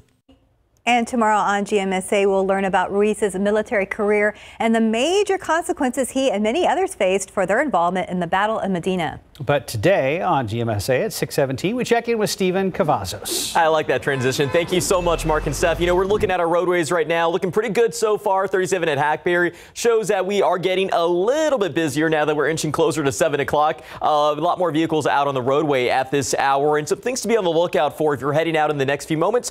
Stall reported right here off Loop 410 southbound at South Zarzamora Street, not causing any issues when it comes to traffic right now, but we did have some road debris that was reported here off 281 southbound at Jones-Maltzberger Road. Before we even came up for this traffic update, there was a little bit of a slowdown in those southbound lanes of 281, but just checking the TxDOT website, it does appear that that road debris may have since cleared out of there, so that's some good news there.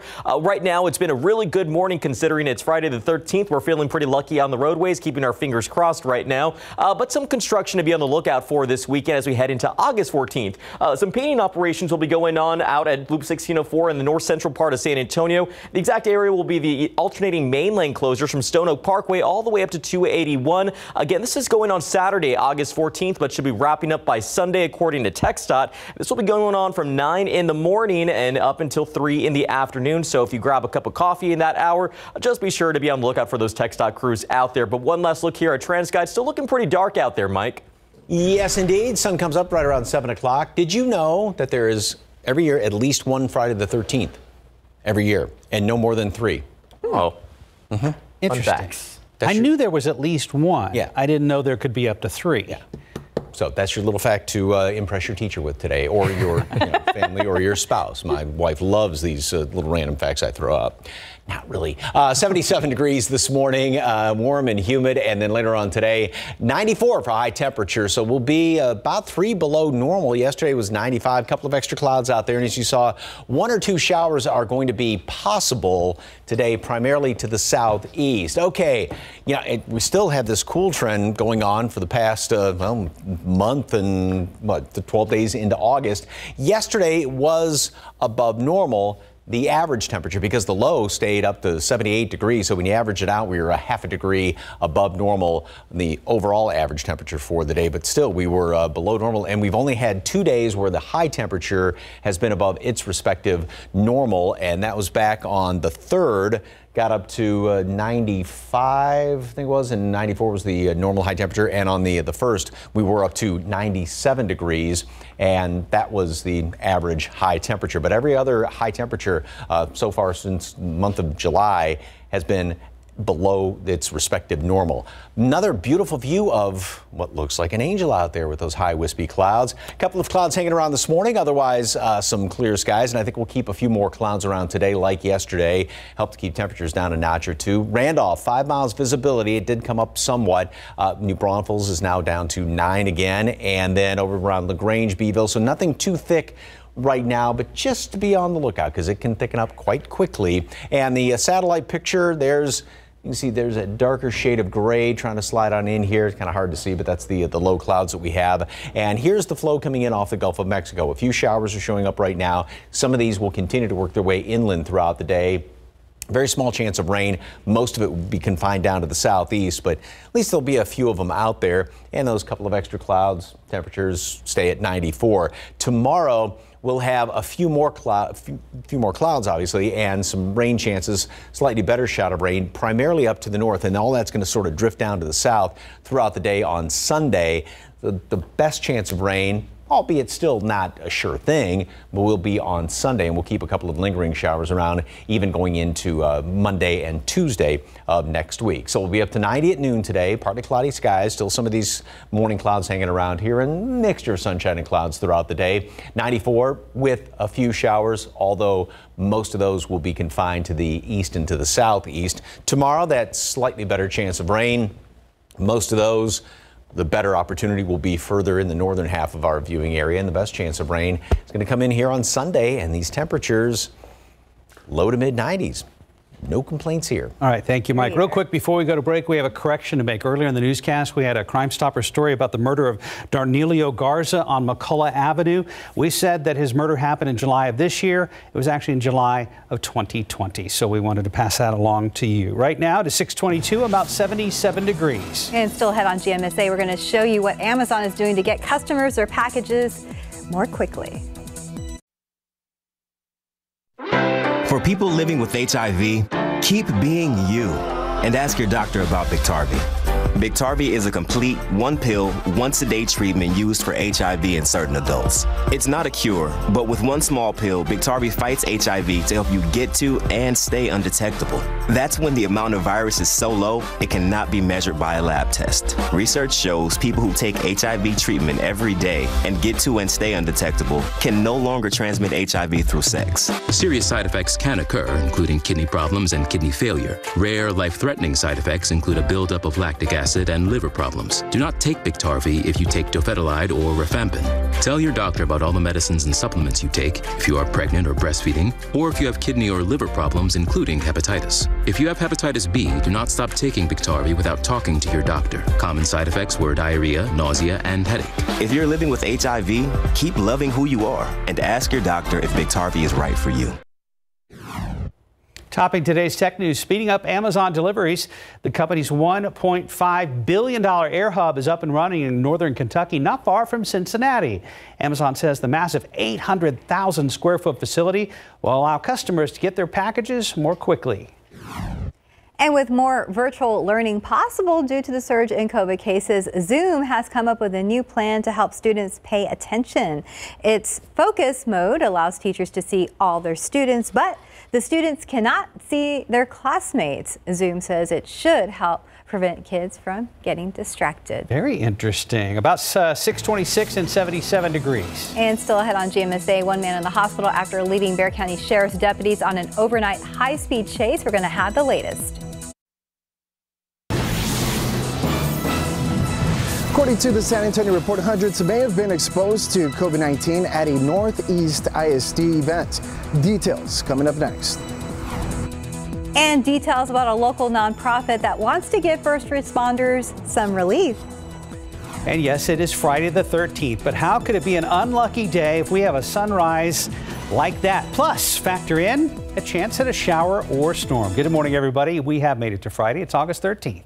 Happy Friday. Thanks for joining us. And yeah, it looks beautiful out there. Oh, it's a gorgeous start to the day out there. And Mike says our rain chances have received a bit of a bump in the last day or so. Yep. You know, the past couple of days there have been one or two sea breeze down along the coastal plain, a couple more today, and then those rain chances will, it's not going to be a huge rain event, but they will be going up as we go into the weekend. And yeah, that's one of the prettier sunrises that we've had in a while. Technically, sun doesn't come up over the horizon until 7 o'clock this morning. 76 right now, 75. So these numbers are obviously running neck and neck, temperature and dew point, which means humidity levels are way up there in the upper 90s. And with that extra humidity and some of those clear skies, we are seeing fog. Now, New Braunfels earlier this morning was down to, at one point, less than a mile. It has obviously come up, but then some fog around Randolph.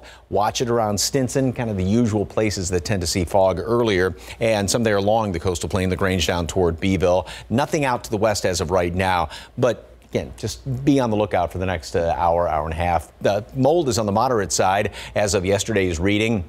Mostly cloudy.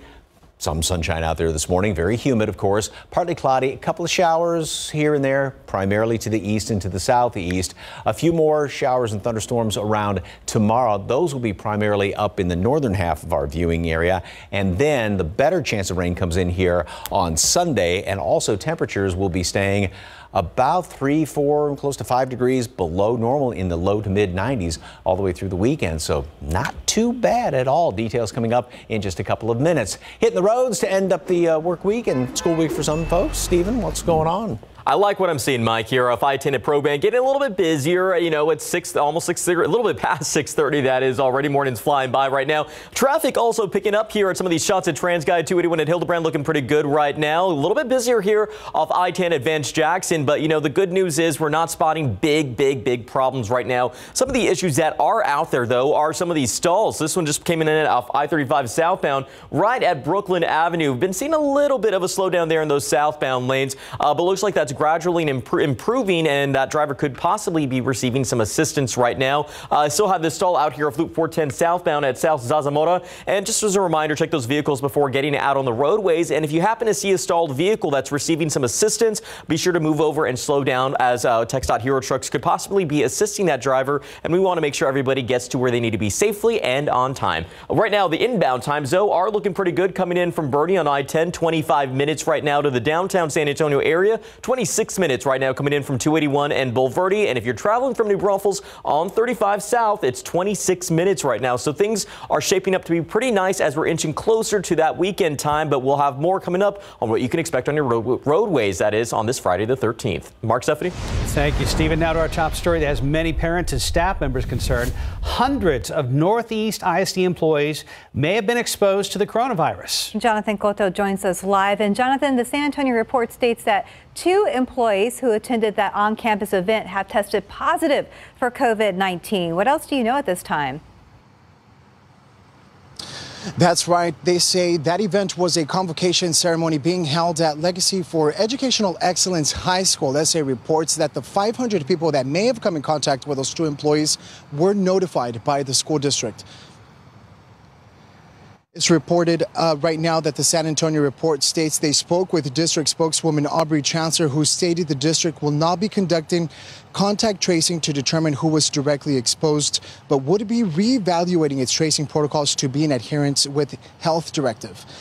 As a report says, NEISD notified the Department of State Health Services as well as Metro Health that employees tested positive for COVID-19. According to the report, Chancellor stated, quote, "It's extremely difficult to identify close contact when mask usage is optional," end quote. It's reported that those in attendance weren't required to wear a face mask at the time, but of course that's changed since Tuesday. Metro Health mandating the use of a face mask inside all public schools. But of course, we'll be following up with school officials and bringing you the latest as more information is made available on this case. Reporting for GMSA, Jonathan Cotto, KSAT 12 News. Thank you, Jonathan. Other top stories we're following this morning. Lack of first responders right here in the Alamo City forced the city to be without emergency transport services for 26 minutes. It's something city leaders are calling a critical situation. So that's because hospitals are dealing with COVID patients and other emergencies at the very same time. City leaders hope to add more manpower by speeding up the graduation of a fire cadet class and requesting 550 medical professionals to help in hospitals. The state is sending 300 to San Antonio and other surrounding areas. The CDC is set to talk COVID-19 vaccines today. That's after the FDA decided people with compromised immune systems would benefit from another dose. Specifically, solid organ transplant recipients or people with an equivalent level of immunocompromise. Booster shots for others who are vaccinated are expected to follow as medical experts assess data from vaccine trials. They are preparing for the need for boosters as if it's imminent. We're going to be ready to do it whenever the data shows that the protection has gone below a certain level. Just like third doses, the FDA would authorize boosters and the CDC would vote on whether to recommend them. Then they'd likely be available at pharmacies and doctors' offices. H-E-B now encouraging customers to make an appointment if you want to get a free COVID shot. Walk-in availability will only be available from noon to 5 p.m. starting next week. CVS and Walgreens are offering the COVID vaccine at no cost. We have a list of free vaccine clinics online at KSAT.com. New this morning, one man is recovering after leading Bexar County deputies on a chase overnight. This all started just after midnight on the city's west side. Deputies say the 21-year-old driver was speeding and dodging vehicles on 19th Street near Buena Vista. The driver eventually lost control of that vehicle and crashed into a parked car on West Commerce Street. Nobody was in that parked car. BCSO detained the driver before he was taken to the hospital, possibly with a broken ankle. No one else was hurt. In Afghanistan, the second biggest city, Kandahar, has now fallen to Taliban fighters who claim to control the governor's office and police headquarters. Afghan national forces appear to either surrender or flee. 13 provincial capitals are now under Taliban rule, with a similar fate possible just weeks away for the nation's capital, Kabul. In the meantime, 3,000 American troops are being rushed into the country to secure the U.S. Embassy, while almost all American diplomatic staff are being evacuated. And the Dixie Fire in Northern California is threatening more than 14,000 structures. Firefighters say it's burned more than 500,000 acres and it's destroyed more than 1,000 buildings. At this time, the fire is only about 31% contained. Back here at home, when there is a two-alarm fire, a standoff, or hazmat investigation, San Antonio Fire and police first responders can be on the scene for hours, and usually that means in the heat with no access to restrooms. That's why a local nonprofit was created to help assist our first responders in these kinds of unique situations. Sarah Costa spoke with the Fire Scene Rehab about their mission and introduces us to a four-legged friend who tags along for the ride.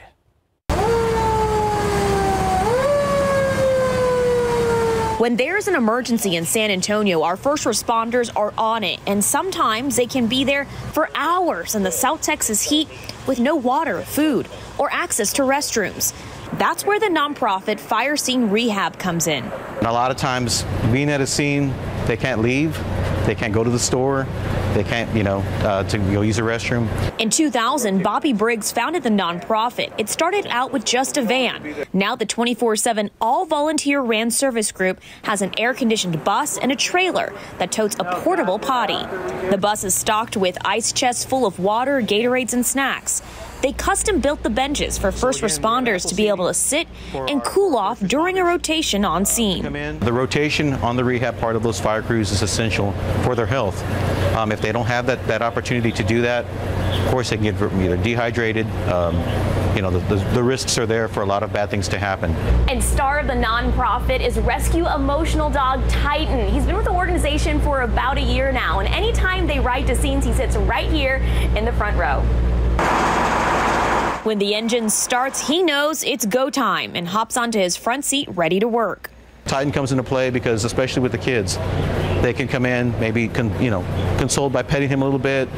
He's kind of an icebreaker, as y'all seen him, and so he helps out a lot with that. And not only for the occupants, but also for our first responders. He takes his job seriously as long as he gets lots of belly rubs and treats. But most importantly, Titan and the Fire Scene Rehab volunteers rely solely on donations to keep the nonprofit serving our local first responders. The most expensive item, keeping their vintage bus and trucks up to date and running. Preventive maintenance is always an issue, and we do our best with the upkeep and the funding that we do receive, but we always appreciate monetary donations to help us with that. Sarah Costa, KSAT 12 News. And time now 6:40 and about 77 degrees out there. Still ahead on GMSA, Spurs Summer Squad wins a close one without two of their big name players. We've got highlights from their matchup with Charlotte.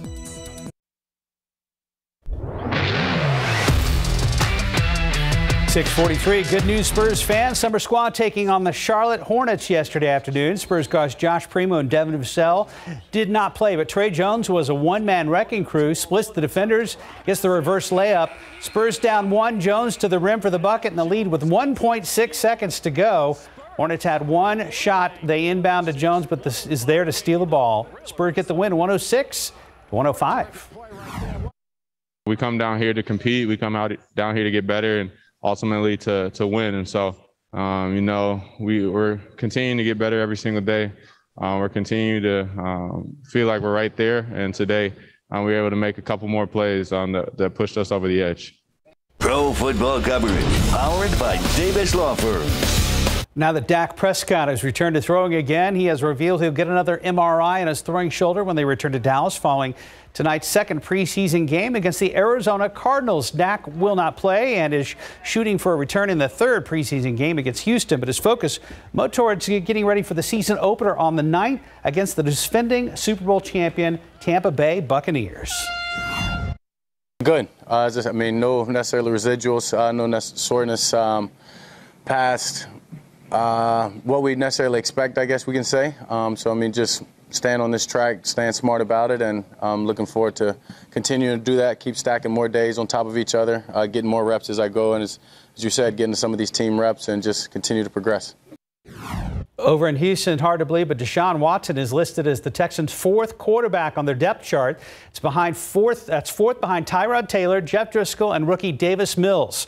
Watson is not even scheduled to travel to Green Bay for their first exhibition game against the Packers tomorrow night.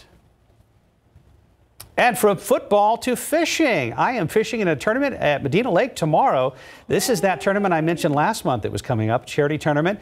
This is the 6th annual Kayak Anglers of San Antonio kiddie pole tournament. That's a bunch of big adults out there using those Frozen and Spider-Man poles. and we donate them at the end. So for more information, go to Facebook and look up Kayak Anglers of San Antonio. I've also posted the information on KSAT. Mark Austin. See you out there tomorrow. It's free to enter, but we do donate the poles. But for more info and the rules, check it out on Facebook. So what character do you have?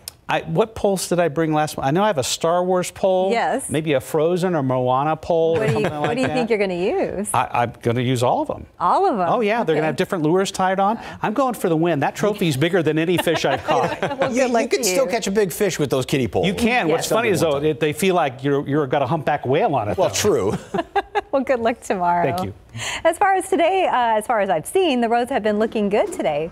Yeah, I could have loaned you my Mickey Mouse pole. I had one when I was a kid. If I can give it away, I'll take it. I'll have to look for it. I think I lost it in the ocean a long time ago. Okay. But yeah, roads are looking good, though. Right now here off Loop 1604 at Military, you can see we're getting a little bit busier there at I-10 and Vance Jackson. Right now, it's been an overall pretty good morning, I dare say. And, let's go ahead and take a look at the maps. We see a lot of green there around San Antonio and some of our neighboring communities. A bit of construction to be on the lookout for. We'll get to that in just a bit here. But just one last reminder, gas prices according to AAA reporting here an average gas price in Bexar County $2.75, and around the state we are looking at $2.85. The country we're looking at $3.18, and AAA does also report roughly $3.19, $3.18. It's the highest we've seen all year, so some fuel saving tips just as a reminder. Make sure you slow down and avoid idling those cars because they report that it is unnecessary and does waste fuel. But right now, as we mentioned, those closures to be on the lookout for this weekend. Painting operations will be leading to an alternating eastbound main lane closure right there at Stone Oak Parkway to 281. It's going to be right there at Loop 1604 in the north central part of San Antonio. It's going on this weekend, Saturday, August 14th. Should be wrapping up by the 15th. It's going to be going on in the morning as well, 9 a.m., but should be done by 3 in the afternoon. Make sure you move over and slow down for those tech stock crews out there. But Mike, looks like we're getting the sun out there now. Yep, and it's going to be bright and sunny. Before I get to the weather, a very special shout out. Happy birthday to my wife. Aw, happy birthday. I figured this was a safer, picture. It's a cute picture. And then this is when we a couple of years ago got all gussied up. That's for a great photo event. Yes. So, but anyway, happy birthday. She's very much younger than me, and yes, and the years just, doesn't even, show her age at all. So beautiful picture. It's like she ages backwards. So lucky man. Happy birthday, Bonnie. Happy birthday. Happy birthday, my lovely wife. Anyway, we've got lots of, some sunshine is peeking through here. One of the better sunrises that we've had in a while with not a complete cloud cover out there. And we will see a few showers popping up later on today.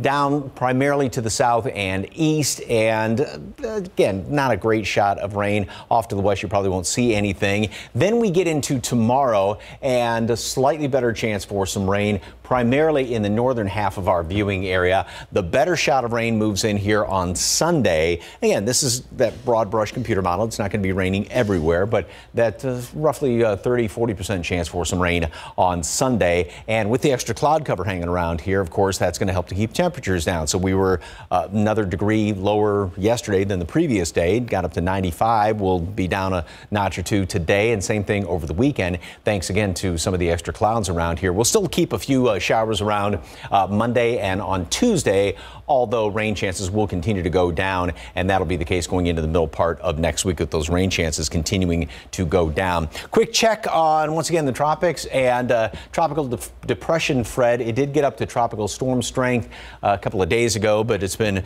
moving over Hispaniola as well as Cuba, so that's kind of weakened it somewhat, but it is going to be moving back into the open waters right there around the Straits of Florida, and just kind of hugging the Florida coast along there on the west coast of Florida. That's going to be through the weekend, so that should strengthen it back up to tropical storm strength. Big rain producer, obviously, for Florida, and then that's going to work its way up in toward the Tennessee Valley going into the latter part of the weekend and the first part of next week. So forecast around here today, of course, that's not going to have any effect on our weather at all. 90 at noon, partly cloudy skies, and we'll keep sort of a mixture of clouds and sunshine around, sort of like yesterday. One or two of those showers primarily down to the south and east, and 94 high temperature over the weekend. Temperatures will be staying in the, call it low to mid 90s, about 3-4 degrees below the average this time of year, and the better chance of rain is going to be on Sunday, maybe lingering into Monday as well.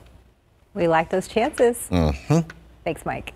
Right now, it's 10 till 77 degrees. And tomorrow on GMSA, we're going to meet a woman who is changing the classroom. She has some tips for your kids. Outside with live cams, we'll take a look at your Friday morning sunrise. The news you need to know before you go, still to come.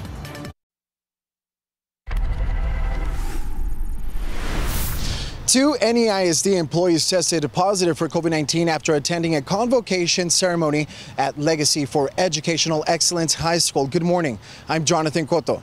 SA Report says NEISD notified the Department of State Health Services as well as Metro Health that employees tested positive for COVID-19. San Antonio Report says they spoke with district spokeswoman Aubrey Chancellor, who stated the district will not be conducting contact tracing to determine who was directly exposed, but would be reevaluating its tracing protocols to be in adherence with health directives. According to the report, Chancellor stated, quote, "It's extremely difficult to identify close contact when mask usage is optional," end quote. It's reported that those in attendance weren't required to wear a face mask at the time. Of course, that's changed since Tuesday. Metro Health mandating the use of a face mask inside all public schools within Bexar County. Of course, we'll be following up with school officials and bringing you the latest on this case as more information is made available. Reporting, Jonathan Cotto, KSAT 12 News. And one last look at TransGuide before we wrap things up here. Taking a look at, it's been a busy morning here when it comes to traffic, but thankfully no big issues. We're starting to see things picking up here at Loop 410 at WW White Road. But despite it being Friday the 13th, we've been pretty lucky without seeing any big issues again. As you can see, pretty green here around the Alamo City. Do have a little bit of a slowdown there, 410 and I-10. But right now, if you plan on traveling into the downtown San Antonio area from any of these neighboring communities, no delays to expect right now. But one last look at TransGuide 35 at Randolph. It looks pretty good right now, Mike. Thank you, sir. And kind of a hazy look along the horizon there, but we do have more clear skies than what we've had the past couple of mornings. Now, looking off further to the east, Randolph, you do have some fog and a little bit heading up in toward New Braunfels. Elsewhere, fog is not a huge issue. Feels like 75 degrees, so down to a normal low temperature right now. 80 is the heat index, 81 at Stinson, Canyon Lake and Stinson, respectively. And throughout the day, 94 high temperature, 1 or 2 showers off to the east and southeast. All right, don't forget, folks, Friday the 13th is just a date. Make it a great day. Yeah, have a great Friday. We'll see you back here at 9.